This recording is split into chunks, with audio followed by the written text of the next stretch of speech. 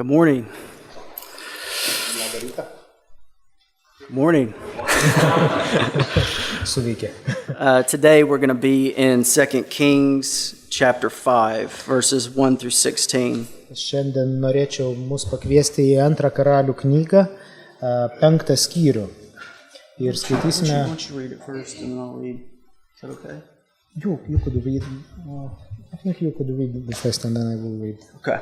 The 2 Kings 5. Yeah, 2 Kings 5. 2 Kings 5, starting in verse 1. Now Naaman was commander of the army of the king of Aram. He was a great man in the sight of his master and highly regarded, because through him the Lord had given victory to Aram. He was a valiant soldier, but he had leprosy. Now bands from Aram had gone out and taken captive a young girl from Israel, and she served Naaman's wife. She said to her mistress, "If only my master would see the prophet who's in Samaria, he would cure him of his leprosy." Naaman went to his master and told him what the girl from Israel had said. "By all means go," the king of Aram replied. "I will send a letter to the king of Israel." So Naaman left, taking with him 10 talents of silver, 6,000 shekels of gold, and 10 sets of clothing. The letter that he took to the king of Israel read, "With this letter I'm sending my servant Naaman to you so that you may cure him of his leprosy." As soon as the king of Israel read the letter, he tore his robes and said, "Am I God? Can I kill and bring back to life? Why does this fellow send someone to me to be cured of his leprosy? See how he's trying to pick a quarrel with me." When Elisha, the man of God, heard that king of Israel had torn his robes, he sent him his message. "Why have you torn your robes? Have the man come to me, and he will know that there's a prophet in Israel." So Naaman went with his horses and chariots and stopped at the door of Elisha's house. Elisha sent a messenger to say to him, "Go, wash yourself 7 times in the Jordan, and your flesh will be restored to you, and you will be cleansed." But Naaman went away angry and said, "I thought that he would surely come out to me and stand and call on the name of his Lord, his God, wave his hand over the spot and cure me of my leprosy. Are not Abana and Pharpar, the rivers of Damascus, better than any of the waters of Israel? Couldn't I just wash in them and be cleansed?" So he turned and went off in a rage. Naaman's servants went to him and said, "My father, if the prophet had told you to do something great, would you not have done it? How much more then when he tells you, 'Wash and be cleansed'?" So he went down and dipped himself in the Jordan 7 times, as the man of God had told him, and his flesh was restored and became clean like that of a young boy. Then Naaman and all his attendants went back to the man of God. He stood before him and said, "Now I know that there is no God in all the world except in Israel. Please accept now a gift from your servant." The prophet answered, "As surely as the Lord lives, whom I serve, I will not accept a thing." And even though Naaman urged him, he refused.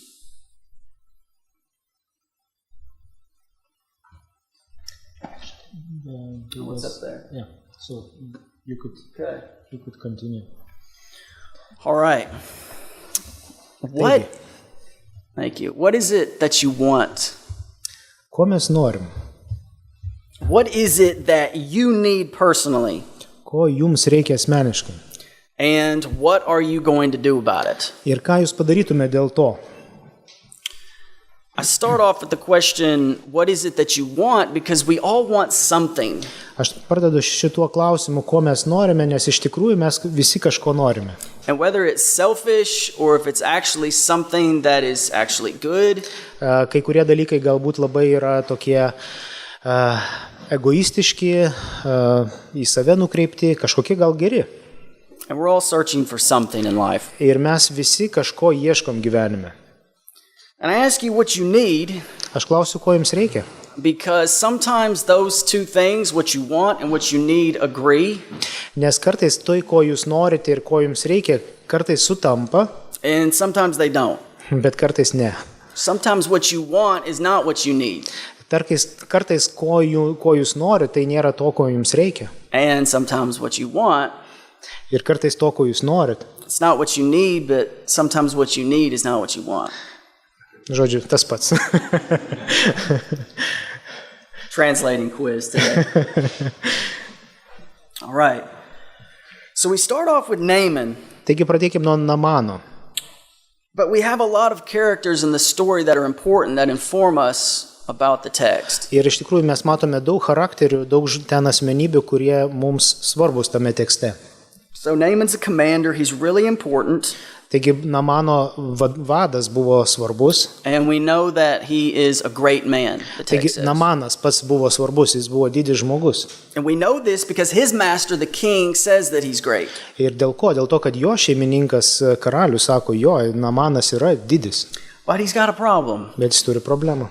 No matter how great he is, no matter how much he's accomplished, he has this public problem. He's a leper. Bet jis turi problemą, jis nesvarbu, ką jisai nuveikė, kiek yra padaręs, jis turi viešumoje matomą problemą, jis serga raupsais.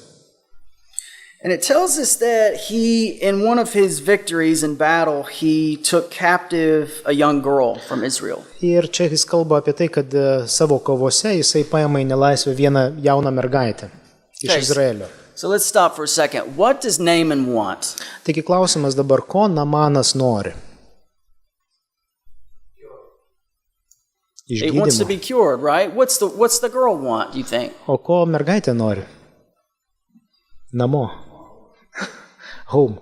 Yeah, she wants to go home. She wants to be free. Jinai norėtų būti laisva, norėtų grįžti namo. Now notice how she responds. Ir įdomu, kaip jinai atsako. She's a slave now. She's a Dabar jinai slave yra away from home. vergė toli nuo namų. And she says, if only my master would see the prophet who's in Samaria, he would cure him of his leprosy. Jeigu tik tais mano šeimininkas sužinotų, kad yra pranašas Samarijoje ir ten nueitų ir pasigydytų. Maybe that's to get him to take her back to home. Gal čia jos toks buvo planas, kad jinai būtų palydėtoja ir grįžtų kartu namo. Or maybe she sees that she's in a specific scenario for a reason. Arba kartais gal jinai supranta, kad jinai yra tiesiog dėl ypatingos priežasties ten toj vietoj. Even if it's slavery. Nors tai ir vergystė. Okay, so Naaman gets permission to go and to be cured. Taigi Namanas gauna leidimą eiti ir būti išgydytam. And him and his king both think that it's the king of Israel that's going to heal him. Ir iš tikrųjų tiek jis, tiek jo karalius galvoja, kad būtent Izraelio karalius turi jėgą valdžią išgydyti jį. So we could actually ask, why would they think that? Ir dabar gal klausimas, kodėl jie taip galvoja? I think it's because they're both important men, and they think that the only people that can do something for them is also an important person. Ar gal dėl to, kad jie galvoja, jie yra abu svarbus žmonės ir jie įpratę, kad tik svarbus žmonės gali kažką nuveikti. And I wonder what the king of Aram is really thinking when he says, yes, go and be healed. Ir įdomu, ką tasai karalius galvoja iš tikrųjų, kada sako, jo, eik ir būk išgydytas. So he writes a letter. Jis parašo laišką. And Naaman takes all these riches, gold and clothing and gifts. Ir jis pasiema visus tos lobius, turtus, rūbus, auksą. But we see that the king of Israel doesn't like this. Bet Izraelio karaliui tai visai nepatiko. He actually thinks that it's the king of Aram provoking him to do something. Ir jam atrodo, kad tas būtent karalius priešininkas, jisai nori išprovokuoti kažko, ieško priekabio. So we see that actually the king of Aram might actually not believe that Naaman can be healed, but is actually trying to play a political trick on his enemy. Ir gali būti, kad iš tikrųjų tas karalius žaidžia žaidimą politinį ir jisai nelabai jau ir tikisi, kad bus išgydytas, bet kažkokios politinės naudos turės. Žodžiu, įvyks kažkoks tai priekabis, dėl ko galės pakariauti. So what does the king of Aram want? Taigi, ko nori karalius Aramas? King of Aram wants to get above or get in a position of power above his enemies. Ir atrodo, kad jisai nori pasirodyti iškiliu Aramas prieš savo priešininką, kitą Izraelio karalių. And we know that the king of Israel might also want the same thing because he's embarrassed. O galbūt ir Izraelio karalius lygiai to paties nori, nes jisai ten susigėsta. Because we see how defensive he is, the way he responds. Ir jisai labai taip tampa tokiu labai gynybišku, nes jisai labai gynasi dėl visos tos situacijos. He says, am I God? Can I bring back to life? Ar aš, sako Dievas, ar aš galiu sugrąžinti žmogų į gyvenimą? And he tells us, he says, see how he's trying to pick a quarrel with me. Ir sako, žiūrėkit, kaip jis ieško tų priekabių. So we see that the king of Israel feels insecure because he sees that he's not able to do what this other enemy king wants him to do. Ir tas Aramas, Izraelio karalius jaučiasi nesaugus, nes jis supranta, kad jis negali padaryti to, ko yra prašomas. So we see that the prophet Elisha steps in. Ir dabar Eliziejus į visą tą istoriją įsiterpia. And he says, I know who can solve the problem here. Ir jis sako, aš žinau, kas gali išspręsti visą klausimą. So we see that Naaman goes to Elisha the prophet, who claims that he is able to cure him of his disease. Taigi jisai Namanas nueina pas Eliziejų, nes jisai kaip ir tiki, kad Eliziejus gali padėti jam. Now, if Naaman is used to dealing with kings, jeigu Namanas mokėjo elgtis su karaliais, what do you think he's going to think when he arrives at Elisha's house? Kaip jūs galvojat, ko jis tikisi, kada nuvyksta pas Eliziejų prie namų?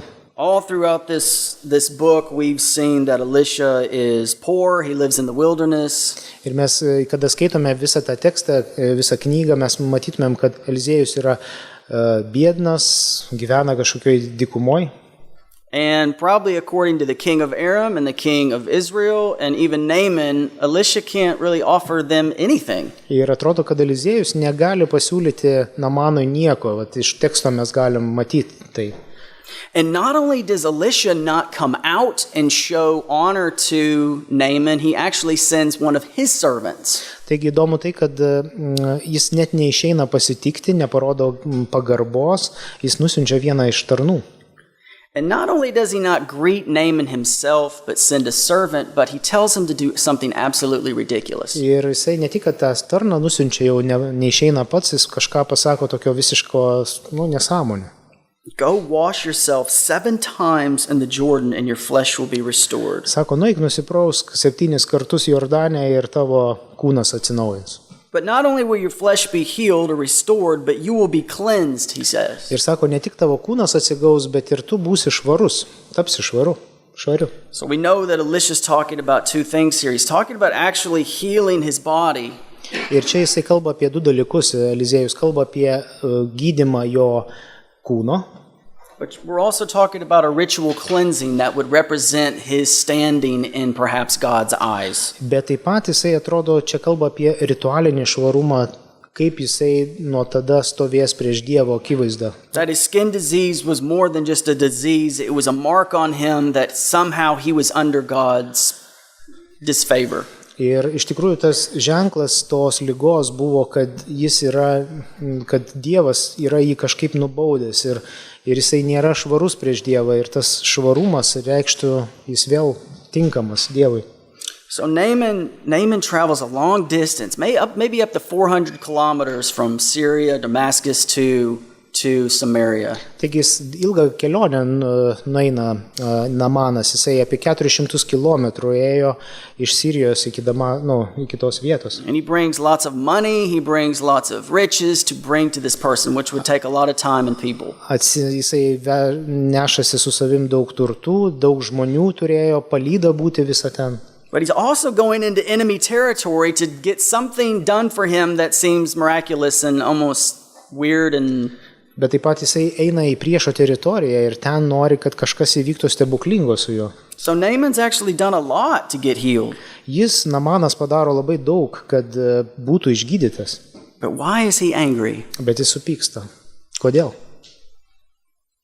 I thought that you would come out to me. Aš galvau, kad tu pas mane ateisi. And stand and call on me in the name of your God and wave your hand over me and heal me. Tu atsistosi, pamojuosi ranką virš mano tos žaizdos ir pasišauksi savo Dievo.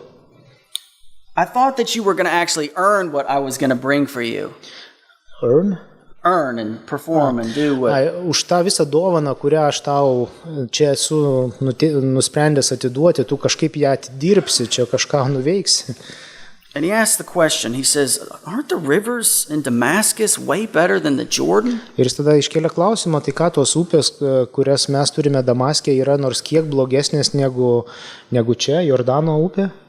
At parts, the Jordan gets down to like a trickle, and it's this deep, and it's not impressive. Ir jeigu jūs būtume ten ir matytume toj vietovėj, kaip atrodo Jordanas, jisai ten va tokio gylio ir toks murzinas vanduo teka, nieko gero. It's not like the Nile or the Amazon or the Mississippi River, for example. Nei Amazonė, nei Nilas yra daug geresnės upės. And I bet I know what Elisha's thinking. ir Eliziejus įdomu, ką jisai galvoja. Elisha's thinking, if your rivers are so great, why do you still have leprosy? Tai tada tikriausiai jis galvoja, jeigu tavo tokios upės nuostabios, tai kodėl tu dar vis esi su raupsais? If you're this great warrior that has so much pride and so much joy in yourself, why are you coming to me? Jeigu tu toks esi didis čia karys ir tiek turi pasiekimų ir sėkmingas, tai kodėl tu ateini pas mane? Okay, so don't miss this. We have a slave girl. Taigi prisiminkime, mes turim vergę mergaitę. We have a slave messenger from Elisha to Naaman. Mes turime vergą, kuris eina iš Eliziejaus ir perduoda žinią. And we have a third instance of slaves or servants being mentioned. Ir dar mes turime kitus tarnus arba vergus, kurie paminėti. Naaman's servants convince him that he should do what Elisha says. Bet Naamano vergai, tarnai įrodo jam, kad jis turėtų paklusti, ką parašė Eliziejus. He said, you brought all this money, you spent all this time. If he would have told you to do something great, you would have done it.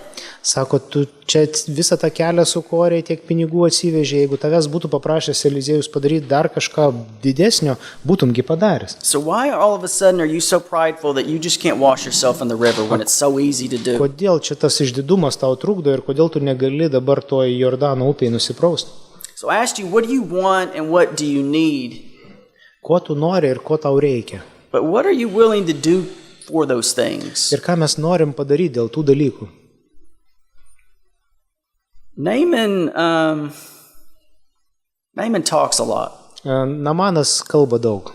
He says that he wants something. Jis sako, kad jis kažko nori. He even actually does some things to get it. Ir jis kai ką daro, kad gautų tos dalykus. But once it starts going against the way he thinks, and bet kai susikerta su tuo, kaip jis įsivaizduoja dalykus, he says it can't be done. Negali būti to padaryti.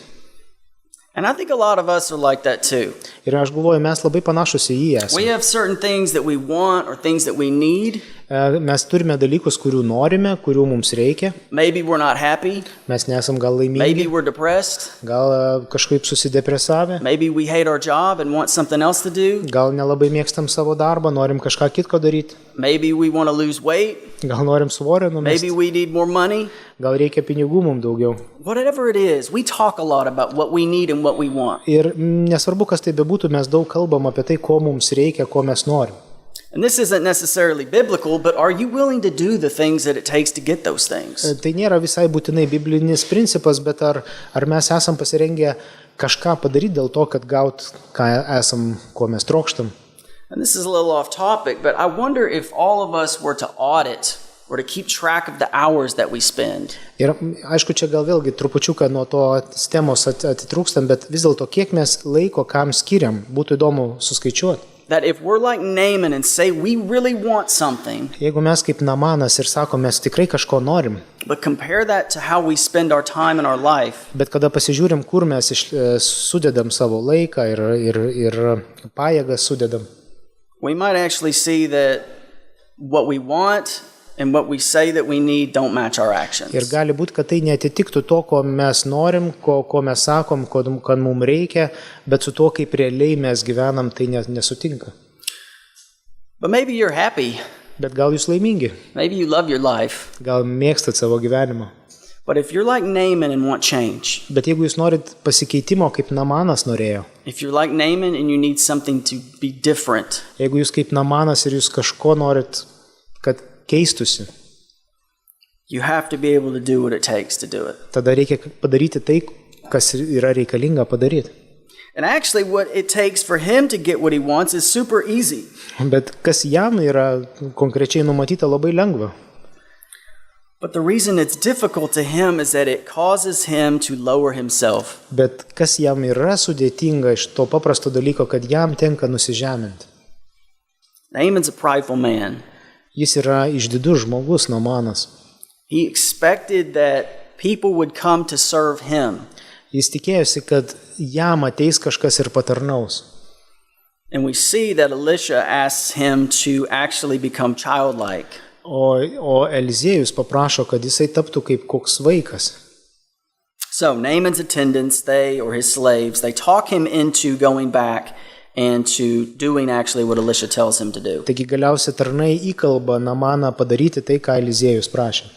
In verse 14 it says he went down and dipped himself. Ir jisai yra parašyta, kad jisai grįžo ir pasinardino arba įlipo į vandenį. And I can almost imagine Elisha standing on some hill in the distance saying, I told you to wash, scrub, not just dip your toes in the water. Ir, žodžiu, galbūt aš taip įsivaizduoju, Eliziejus sėdė ant kokio kalno ir sako, aš sakiau, kad tu turi nusipraust, tu turi pasinerti, o ne tik, kad biški taip kišt koją ten. And think how embarrassing this might be, right? He's in front of all his servants. It says there's chariots and there's horses and people behind him that are with him. Jisai tikriausiai kažkaip jaučiasi pažemintas, taigi visa palyda, visas karavanas ten stovi ir laukia, kol jis į tą upę nueis apsiprausti. And he's probably publicly naked in the river. Ir gal jisai viešumoje dabar nuogas toj upėj. And he's not just washing his body, but he's washing an infectious disease that people look down upon. Ir jisai iš tikrųjų kažkaip nusiėmė rūbus ir visi galėjo pamatyti, kaip jisai yra infekuotas ir kaip atrodo visos tos žaizdos. And not only is he naked and has a disease, but he's washing to heal his disease. Bet jisai yra dar kitas tas žingsnis, kad jisai plaunasi tam, kad būtų pagydytas, jisai tiesiog pasižeminęs yra. So he looks kind of crazy too. Ir atrodo biški taip beprotiškai. But he's healed. Bet jisai pagijo. It says that his flesh was restored. Ir mes matom, kad jo kūnas buvo atnaujintas. But it became clean like a young boy. Ir jisai tapo kaip jauno, kaip mažo vaiko, kaip kūdikio oda tapo švari. Who are the children or the servants in the story that are low? Dabar kas yra to istorijoje buvo žemiausia, ar tie buvo vaikai ar tarnai? We have the slave girl that was stolen from her family who now has done something great for Naaman. Mes matom mergaitę, kuri buvo išplėšta iš savo šeimos, pavogta ir jinai kažką gero padaro savo šeimininkui. And we see that because Naaman has put himself in a position that's vulnerable to be healed, he becomes childlike. Ir kada vis dėlto Naamanas pasižemina ir tampa tokiu nuolankiu, jis tampa išgydytu. Now, I asked you, what is it that you want? What is it that you need? Ir vėl aš noriu klausti tą patį klausimą, ko jūs norite ir ko jums reikia. And we see that after Naaman gets healed, he tries to offer the prophet Elisha all these gifts, this gold. Ir kada jisai supranta, kad yra išgyjęs, jisai labai nori tą turtą, kurį atsinešė, atiduoti Eliziejui. But we see that the prophet doesn't take these gifts. Bet įdomu, kad pranašas nepriėmė dovanų. Why does he not take the gifts, these riches that are offered to him for free? Kodėl jis taip daro, juk jam tiesiog duodama už dyką? He says, as surely as the Lord lives, I won't accept the thing. Tol, kol viešpats yra gyvas, aš niekad neprimsiu tos dovanos. The only person in the story that is content is the person that doesn't have anything. Taigi žmogus, kuris atrodo yra toks nuoseklus ir aiškus, yra tas, kuris nieko neturi. He's living out in the wilderness, he has no money, he has no income. Jisai gyvena kažkur dykinėje, neturi pajamų, neturi pinigų. He's offered everything that the king of Aram is offering to Naaman and to himself. Ir dabar jam yra pasiūloma visi tie turtai, kas buvo atsivežta. And he says, no thanks. Bet jis sako, nereikia. What does the prophet Elisha have that everyone else in the story does not have? Ką Eliziejus turi tokio, ko kiti neturi to istorijoje? The little girl wants to be free and she's a slave. Mergaitė nori būti laisva, jinai vergė. Naaman has leprosy and there's no chance of him being healed. Namanas turi raupsus ir neina jam išgyti. The king of Israel and the king of Aram are in some political fight to get power. Izraelio ir Aramo karaliai, jie politiškai ten kovoja, nori valdžios. And the only people in the story that get actually what's going on are the slaves. Ir tik tarnai atrodo supranta esmę visos istorijos. Naaman's ultimately healed because of God's grace. Namanas yra pagydomas dėl Dievo galybės. Through Elisha, God does a miracle to heal someone who has no right to deserve what God offers. Atsiprašau, ne tik galybės, bet malonės. Ir jis nei užsitarnavo, nei užsidirbo, bet iš malonės buvo pagydytas. And you may be going through a hard time in your life right now. Galbūt jūs eina dabar per sunkų laiką savo gyvenime. Where you feel like the slave girl that's stuck away from home and has no chance of getting out of the problem that you're in. Gal jūs jaučiatės kaip ta mergaitė vergė, kuri užstrigo kažkur toli nuo namų ir nėra galimybės sugrįžti. But notice that it's in her pain and it's in her captivity that she shows love to her new master. Bet įdomu tai, kad jinai netgi savo skausme, savo netektyje ir vergystėje jinai parodo meilę savo šeimininkui. And that ultimately leads to him believing in the God of Israel. Ir tai priverčia vėliau Namaną patikėti Izraelio Dievu. And he says at the end of the chapter that he's actually going to bring this belief back to his country. Ir atrodo vėliau jisai sako, aš parnešiu tą tikėjimą atgal į savo šalį. This great powerful person is going to bring the message of God back to his nation. Taigi tas įtakingas žmogus dabar sugrįš atgal į savo tautą ir jisai atneš žinią savo tautai. And more than that, he has actual proof that he's been healed because he used to be a leper. Ir jis yra taip pat liudijimas to, kad iš tikrųjų jis turi liudijimą ant savo kūno, jis išgyjo. None of this would have happened if that slave girl would have said, I hope he dies of leprosy. Nebūtų atsitikę visos tos istorijos, jeigu ta mergaitė būtų tiesiog pasakiusi, aš tikiuosi, kad tas mano šeimininkas mirs nuo tos raupsų. Naaman would never have gotten into that river unless his slave said, you need to do this. Ir Namanas niekada nebūtų įlipęs į tą upę, jeigu ne vergai būtų prispaudę ir pasakę, tau reikia tą padaryti. The slaves taught Naaman, their master, that humility will save you. Taigi vergai pamokė savo šeimininką, kad nuolankumas tave išgelbės, išgydys. Or rather that his pride will kill him. Ir jo išdidumas užmuš jį arba nužudys jį. So what do you want? Taigi ko mes norim? What do you need? Ko jums reikia? What are you going to do about it? Ką jūs darysit dėl to? In your mind, Jūsų galvoje, is the way that you want to accomplish your goal or your dream jūs turite galbūt savo įsivaizdavimą, kaip jūs savo tikslą arba svajonę įgyvendinsit. against the way God works, Prieš tą valią, kurią Dievas turi tavo gyvenime. against the way God thinks? Prieš tai, kaip Dievas jisai masto. Is it rooted in compassion for other people? Taigi tai įsišaknyja mūsų aistrose, ar ne aistrose, o užuojautoje dėl kitų žmonių. Is it rooted in the awareness no matter how great you are, you should be humble? Ir nesvarbu, ar yra įsišaknyjęs mumise, nesvarbu, ant kiek aš esu daug ką pasiekęs, aš vis tiek būsiu nuolankus. And let's say you ultimately accomplish this goal or this dream or this thing that you're after. Mes įsivaizduokim, kad jūs vis dėlto pasiekėt savo tą tikslą, svajonę, kažkokią, kokią jūs turėjote. When the world turns and thanks you and wants to make you rich because of all your greatness, Ir pasaulis taiga atsisuktų į jūs ir sakytų, jo, norim įvertinti tave, norim padaryti tave turtingą dėl tavo didybės. will it seem as if it's nothing because of what you have in God? Bet ar gali būti, kad jūs sakytumėt, čia man niekis yra, nes tai, ką aš turiu Dieve, to yra daugiau arba užtenka. We see Elisha ultimately doesn't take anything from the richest person he probably knows. Eliziejus nieko nenori paimti iš to žmogaus, kuris yra tikriausiai turtingiausias, kokį jis yra sutikęs. Because even though he's poor, even though he's living in the wilderness, Jis yra vargšas, gyvena kažkur toli dykynėje. And he says that he is serving, or he's a servant himself, a slave.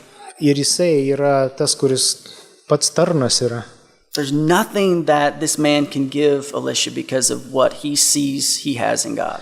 Kad jis turi, tas Eliziejus turi tą Dievę, ko niekas kitas negali jam duoti. Jis jau yra turtingas, jau yra Dieve. I think this passage is one of the passages that Jesus had in mind. Aš tikiu, kad Jėzus turėjo tą istoriją savo galvoje. When he says, the least of you will be great, the greatest of you will be least. Sako, pirmutiniai bus paskutiniai, o paskutiniai pirmutiniai tie, kurie save paaukština, bus pažeminti ir pasižeminusi nuolankus bus išaukštinti. But also when he grabbed the child and said, in order become like this child. Arba kada jisai paima vaiką ir sako, jeigu jūs netapsit kaip šitas vaikas. What do you want? Ko jūs norit? What do you need? Ko jums reikia? And what are you going to do about it? Ir ką jūs darysit dėl to? Let's pray. Pasimelskim. Father, thank you for the scriptures. Dieve, ačiū tau už tavo tekstą, už tavo žodį. Thank you for exposing our hearts. Už tai, kad tu atveri mūsų širdis. And thank you for the grace that you show us. Ir ačiū už tą malonę, kurią tu parodėjai mums. Thank you that you're always free to forgive. Aš dėkoju tau, kad tu esi Dieve visada laisvas ir atleidi mums. And that you love us, but you also put things in our lives to teach us. Kad tu myli mus, bet taip pat tu duodi dalykus, kurie mus pamoko. I pray that we would be humble. Aš meldžiu, kad mes būtumėm nuolankus. And that even though we have ambitions or things that we want to accomplish, gal turime ambicijų, nežiūrint to, kad turime ambicijų arba norų kažką nuveikti, that those things would be in service to you. Kad visi tie dalykai taptų pasitarnavimu tau. And that any reward we receive, ir visi tie apdovanojimai, kuriuos mes gautumėm, and our minds would be nothing compared to the riches that we have in Christ. Kad mūsų galvose tai būtų niekis palyginus su tuos turtais, kuriuos turime tavyje, Kristau. Amen. Amen.